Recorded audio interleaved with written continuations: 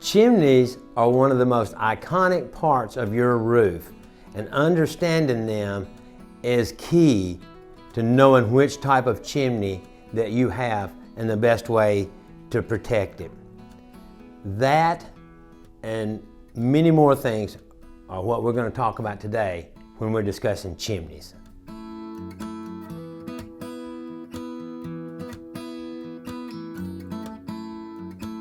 Hi, I'm Bill Ragan with Bill Ragan Roofing Company. I've been in the construction industry for over 40 years and have owned Bill Ragan Roofing Company for over 30 years. At Bill Ragan Roofing Company, we want to ensure that our customers are well informed so that they can make the correct buying decision. Today we're going to be talking about chimneys. What are the types of chimneys? What are the common surfaces that are on chimneys? We're going to be talking about crickets that are behind chimneys. And we're also going to be talking about the difference between a chase top and a chimney cap. What are the types of chimneys? There's two different types of chimneys that we run into today.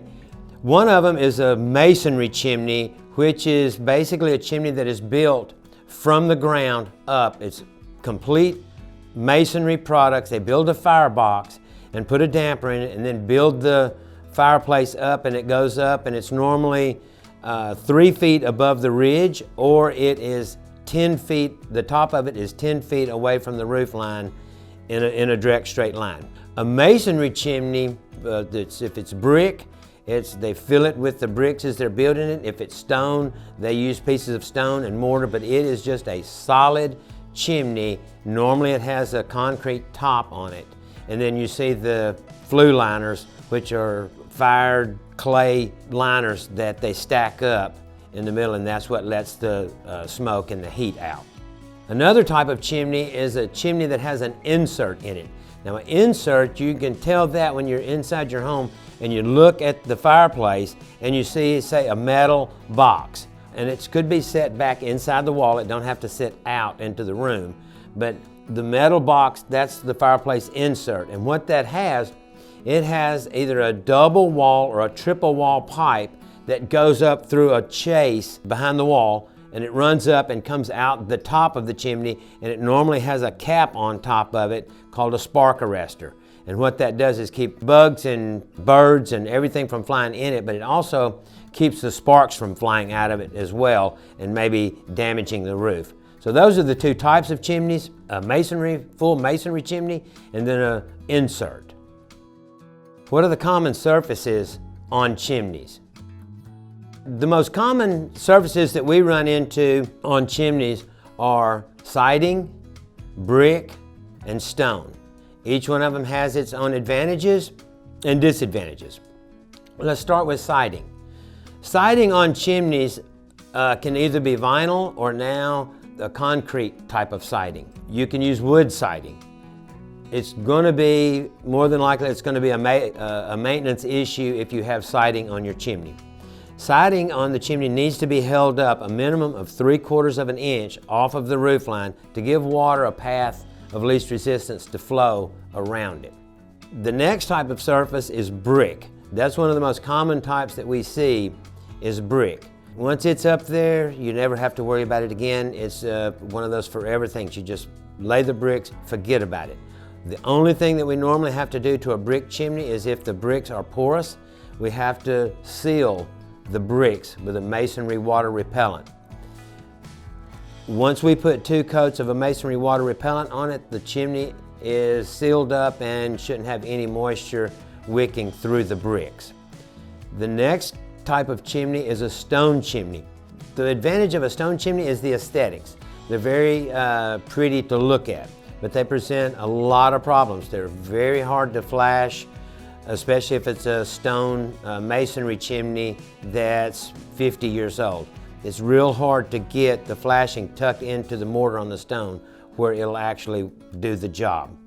If you're gonna have a stone chimney built, you want to flash it while it's under construction, and that way all the flashing can go through the stone and turn up behind it, and then you don't have to worry about any water seeping through the stone or the mortar and then getting behind the flashing.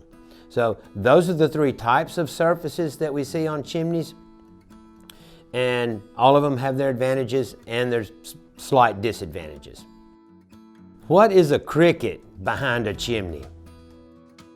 A cricket is a double triangle structure that is built behind a chimney that diverts water coming down the roof. Rather than hitting just a flat wall, it hits this cricket and it splits it and it diverts it to each side of the chimney.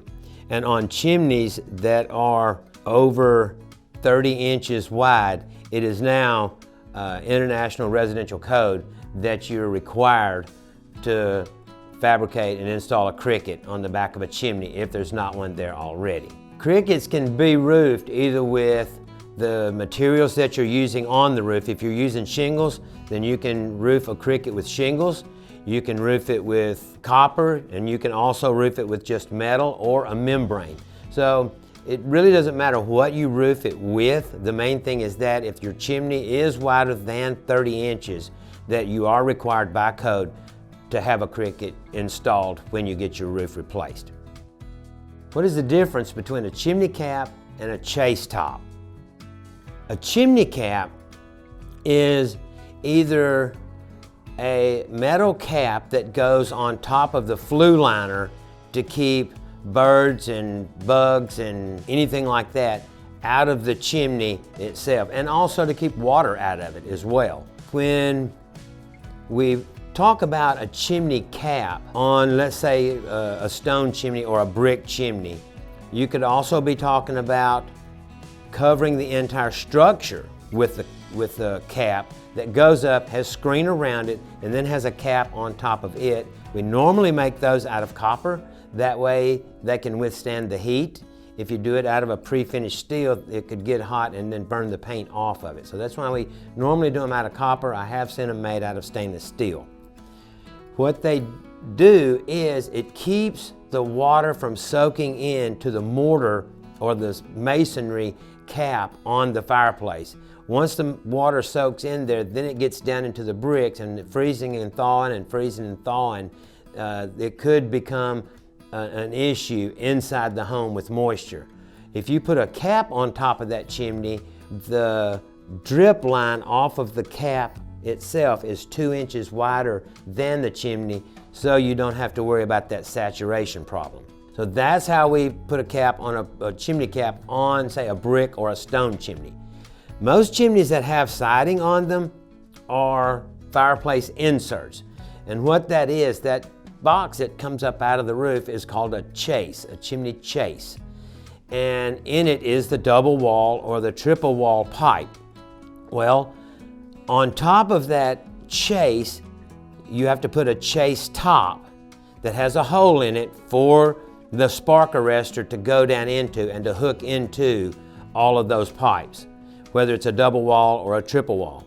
And you want to make sure that if you have someone working on your chase top, a chimney cap is not this important, but a chase top, it's very important that if you have somebody working on your chase top, that they have that rider on their insurance policy that if all of the stuff doesn't get put back together just right, that and a fire was to happen, that their insurance does cover for fire. Not only just the general liability, but it covers for fire also. And that is a rider that they have to have put on their insurance policy.